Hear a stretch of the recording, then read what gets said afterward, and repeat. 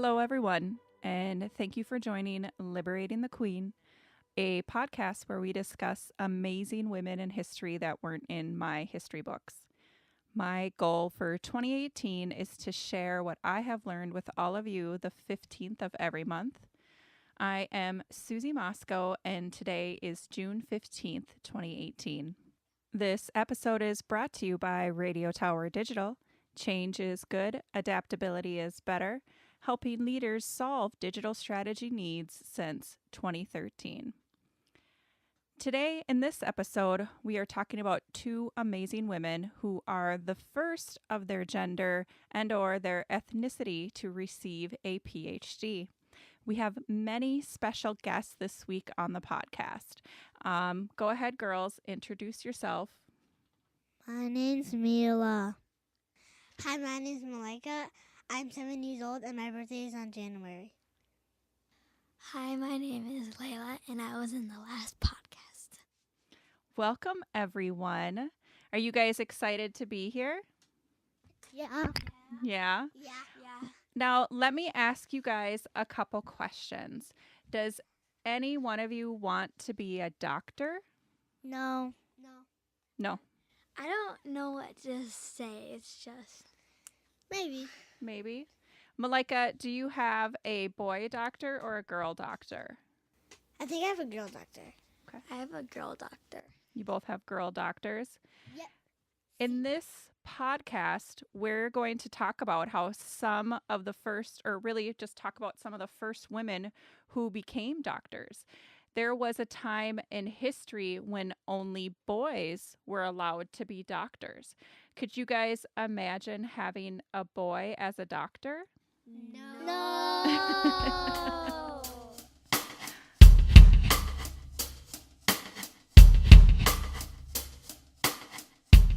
We have two amazing women we are going to talk about today.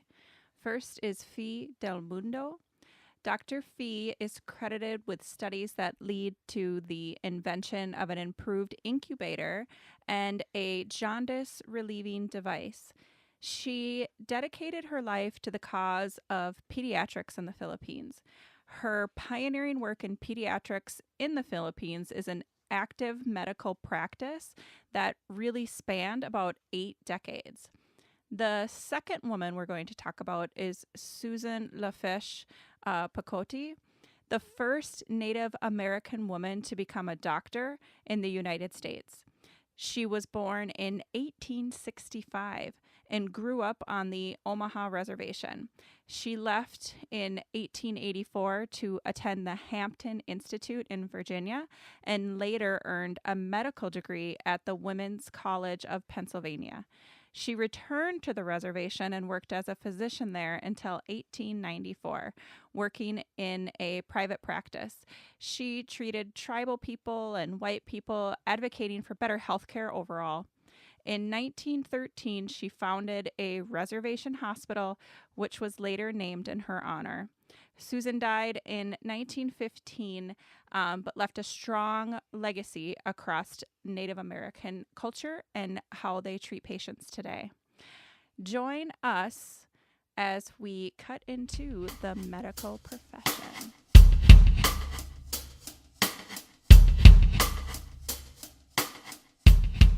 He was born in Manila, the capital of the Philippines.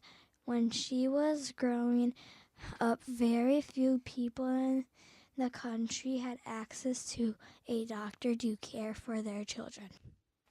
So, because Fi grew up in an area where there was really a lack of doctors to care for siblings, 3 of Fi's 8 siblings died in infancy.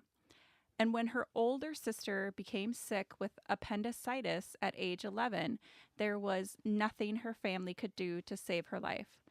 After these tragic experiences, Fi decided that she would dedicate her life to filling this need for access to quality medical care for children in the Philippines. At age 15, Fi went to college and received her associate's in medical degree from the University of the Philippines in Manila.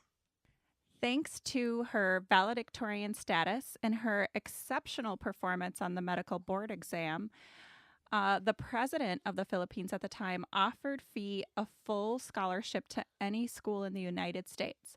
She accepted and picked Harvard. Now, during this time, Harvard was debating its stance to allow female entrance. Fee's application came across their desk, and due to an oversight, officials didn't realize Fee's gender and unwittingly enrolled her as the first female student. The mistake wasn't realized until Fee arrived in Boston. In 1936, she found she was assigned to an all-male dorm. Her record was so strong, however, the head of pediatrics claimed there was no reason to turn her away since she'd already been admitted. Fee then had become the first female student at Harvard Medical School and the only woman to be enrolled at that time. According to her biography, quote, Fee humorously relates that when she arrived in Boston and went to the dormitory assigned to her in a letter from the director of the hospital housing, much to her surprise, she found herself in a men's dorm. Unknowingly, the Harvard officials had admitted a female to their all-male student body. Because her record was so strong, the head of the pediatrics department saw no reason not to accept her, thus upsetting Harvard tradition. She became the first Filipino woman and the only female at the time to be enrolled in Harvard Medical School. The head of pediatrics at Harvard was so impressed with her qualifications that he advocated and championed her to stay and throughout her career there. Fee worked twice as hard and became a force at Harvard, even though she barely stood 5 feet tall. After her education at Harvard, Fee would go on to study at the University of Chicago and MIT. She would earn her master's degree in bacteriology at the Boston School of Medicine before finally returning to the Philippines in 1941. Shortly before the Japanese invasion of the Philippines during World War II. During the war, the Japanese placed thousands of Filipinos, including children, into internment camps, much like the prison camps that plagued Europe at the time. Fee began working with the International Red Cross and set up a hospice at the University of Santo Tomas, where many sick children were being detained. She would go on to treat everyone she could. It turned out to be more than over 100 children. And for her efforts, she became known as the Angel of Santo Tomas. After the Japanese shut down her hospice in 1943, the mayor of Manila asked her to set up a government hospital. She became director of the new medical center, but soon became frustrated with the constraints of working for the government and left to start a private hospital. Now, Mila, it's really expensive to start a hospital. What do you think she had to sell to start a hospital? What do you think? Do you think if she had a house, she would have to sell her house? Yes. What if she had a car? Do you think she'd have to sell her car? Yes. How much do you think it costs to start a hospital? $9 million. $9 million. That's very close and very accurate. Fee did. She sold her own home and everything she owned to pay for the new hospital. In 1957, the Children's Medical Center was the first pediatric hospital to ever be established in the Philippines, and it opened its doors. After selling her home and selling basically everything, Fee would live on the second floor of the hospital and would work around the clock to do the greatest amount of good she could. While Fee continued to practice pediatrics at the Children's Medical Center, she also continued to research into infectious disease. Undaunted by the lack of modern laboratory facilities in the Philippines, she often shipped samples abroad for analysis. In her lifetime, she published over 100 articles, reviews, and reports in medical journals. Her research into dengue fever especially contributed to a greater understanding of how the disease works and affects children.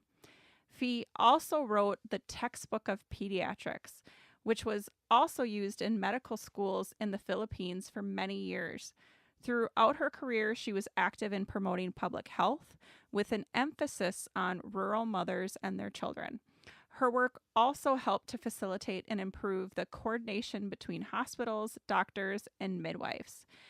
In 1966, Fee received the Elizabeth Blackwell Award for Outstanding Service to Mankind. In 1977, Fee received the Ramon Magsaysay Award for Outstanding Public Service. She also received the 15th International Congress of Pediatrics Award as the most outstanding pediatrician and humanitarian in 1977. She lived in the hospital for the rest of her life and was still making rounds to check on patients when she was wheelchair bound at the age of 99. She passed away from a heart attack just a few months before her 100th birthday in 2001. So, girls, can you guys tell me what part of Fee's life were you most surprised by? That she had to sell her house and her car and everything she owned just to buy a hospital. Malika, do you think that the amount of people she helped, she lived in the hospital so she could help more people. How many people do you think she helped? How many kids do you think she helped? 20,000. 20,000. That's a lot of kids. Do you think that if given the chance, you would move into a hospital and help kids, Mila? No. Not at all. You're still not interested in being a doctor? No, because it would be a lot of money. That's why I think she doesn't want to be. But you're happy that you have female doctors and not boy doctors, right? Yes, because I know why Layla wants to be. Layla wants to be a doctor? No, she doesn't want to be a doctor. I know why she doesn't want a boy doctor. Got it. I would not want to live inside a hospital. Right. Because you would have to sleep in the beds that the other people would. And I just don't want to do that because you could get sick if somebody that was sick in there and it could get infected. Right. And all the beds are all germy, so she could get sick very easily. Or she could have an amazing immune system because her body would have built up so many immunities. That makes sense. Right. Yeah.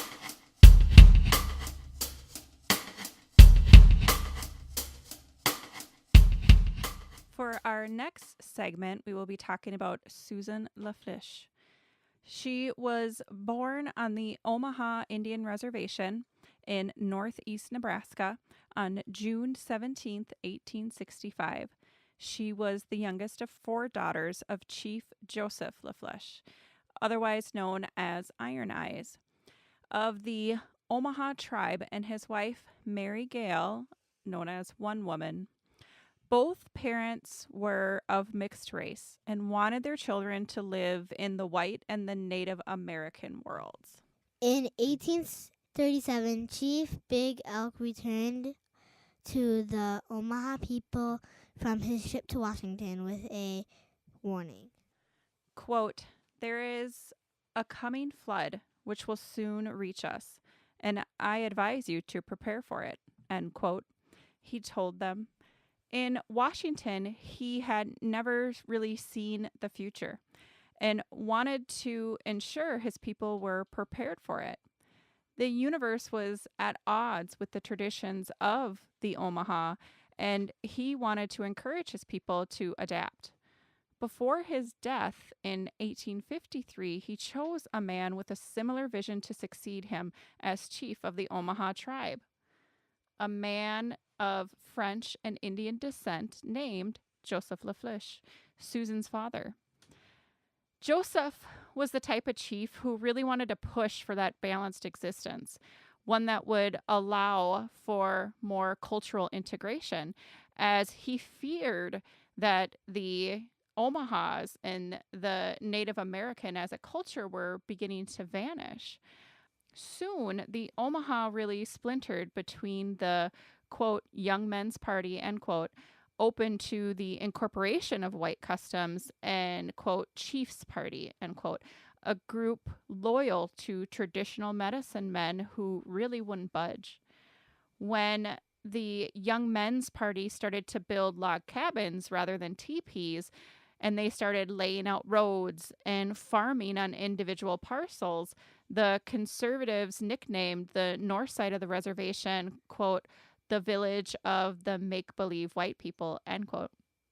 It was here in one of these log cabins that Susan shared with her 3 older sisters.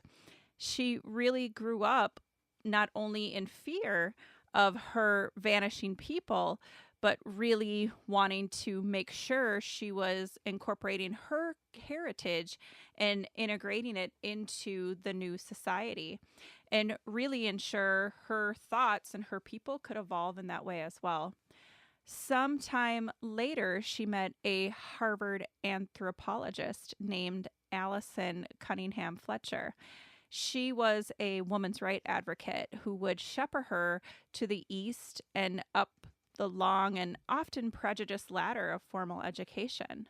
After attending a school on the reservation, young Susan attended the Elizabeth Institute for Young Ladies and later the Hampton Institute in Virginia, from which she graduated in 1886.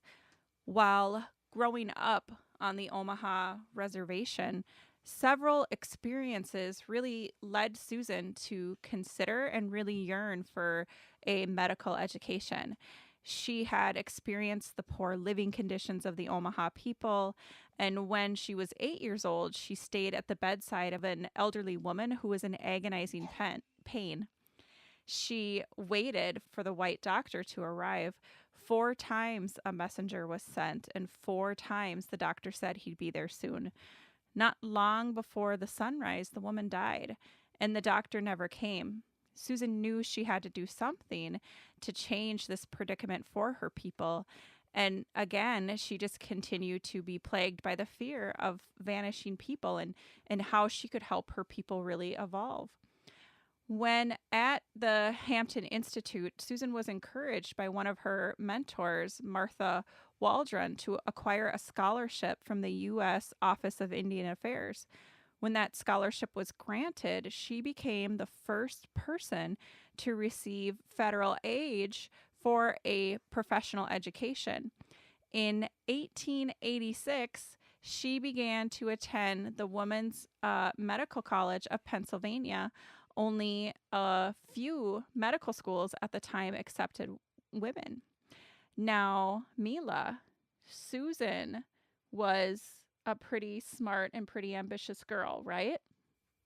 Yes. Yes. Do you think when she was in medical school, do you think she graduated at the bottom of her class, in the middle of the class? How smart do you think Susan was? Very smart. Very smart. Susan graduated second in her class. Now, be mindful, at that time, they didn't want women to be doctors. There was all boy doctors. Would you want Susan to be your doctor if she was that smart? Yes. Yes. Thank you, Mila. From the Hampton Normal and Agricultural Institute in Virginia, now Hampton University, Susan graduated second in her class. She was fluent in English and her native tongue. She could speak French.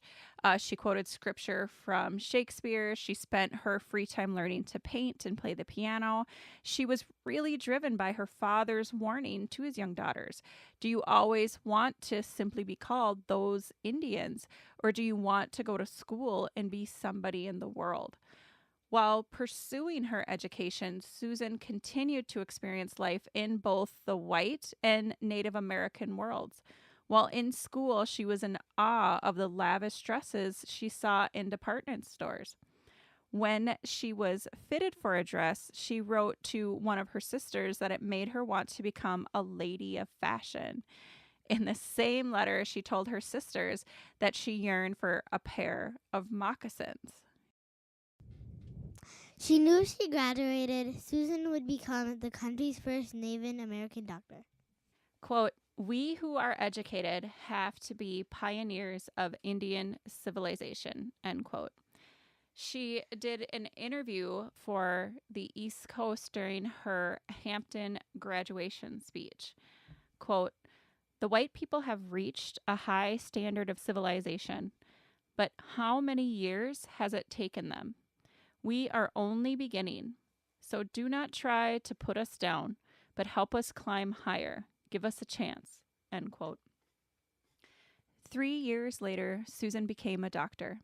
She graduated as valedictorian of her class and could suture wounds, deliver babies, and treat tuberculosis. But as a woman, she could not vote, and as an Indian, she could not call herself a citizen under American law. None of the challenges of her education could fully prepare Susan for what she encountered upon her return to the reservation as a physician. Soon after she opened the doors to her new office in the government boarding school, the tribe began to file in. Many of them were sick with tuberculosis or cholera, others simply looking for a clean place to rest. She became their doctor, but in many ways, she was their lawyer, their accountant, their priest, and their political liaison. So many of the sick insisted on Dr. Susan, as they called her, that her white counterpart quit, making her the only physician on the reservation.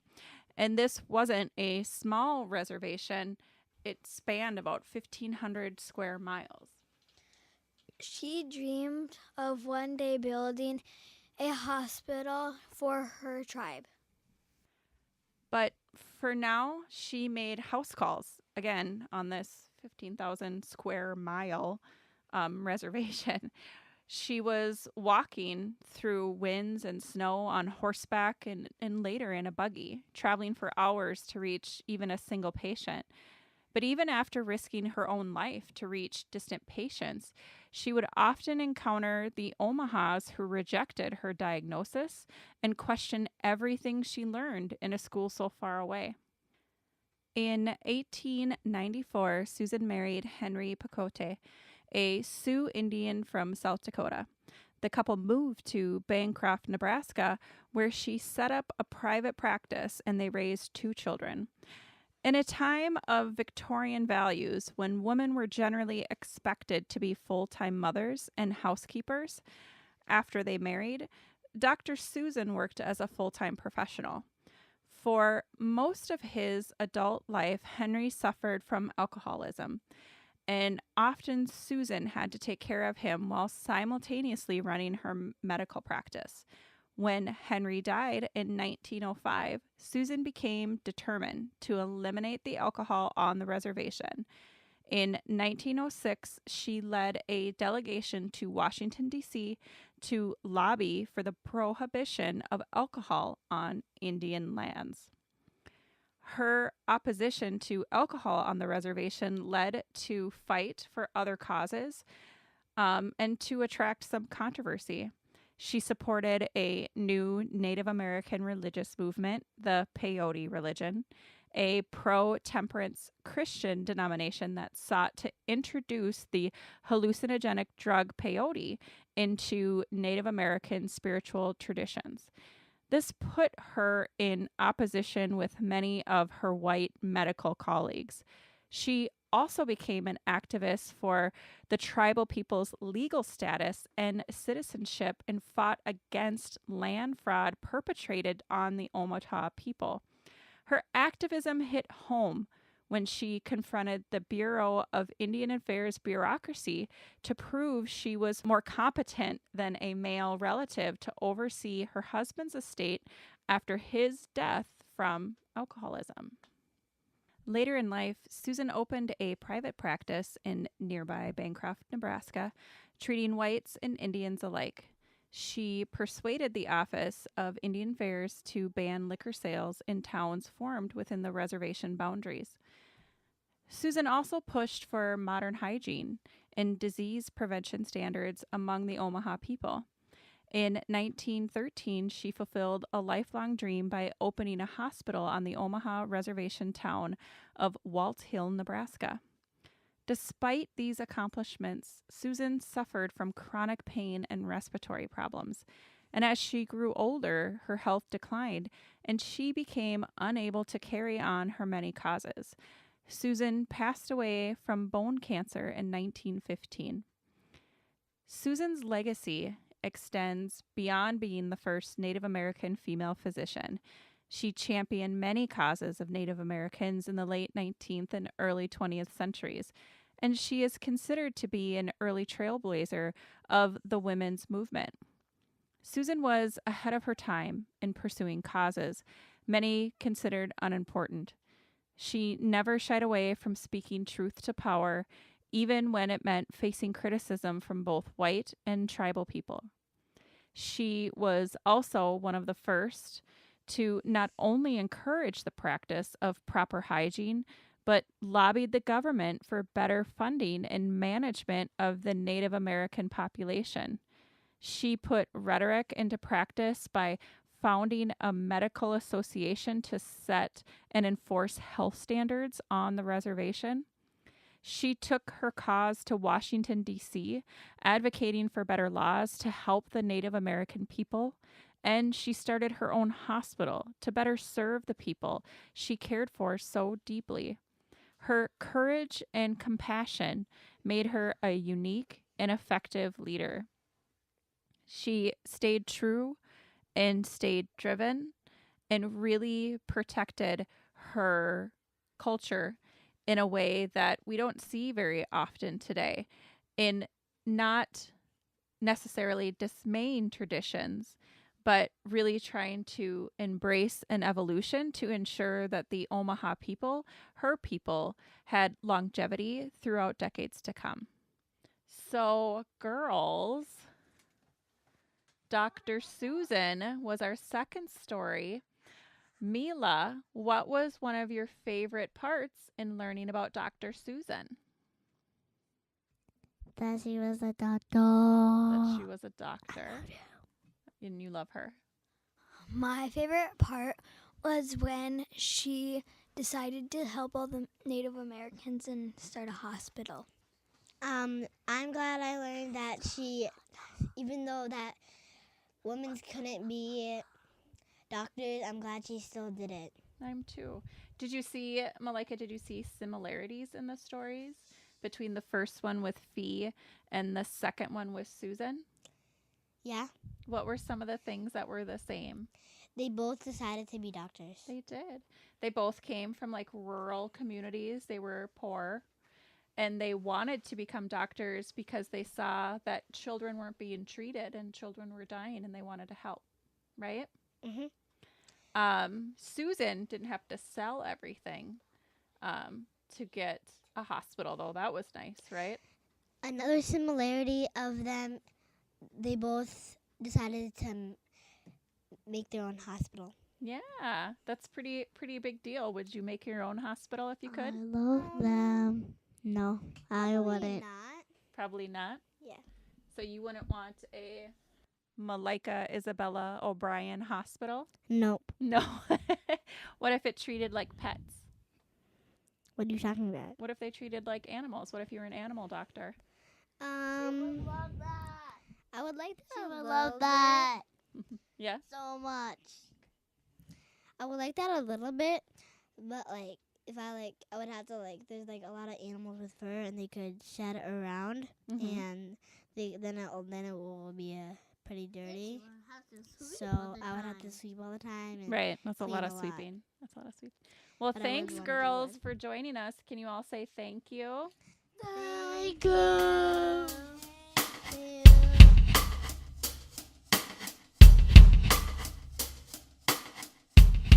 We want to thank everyone for joining Liberating the Queen.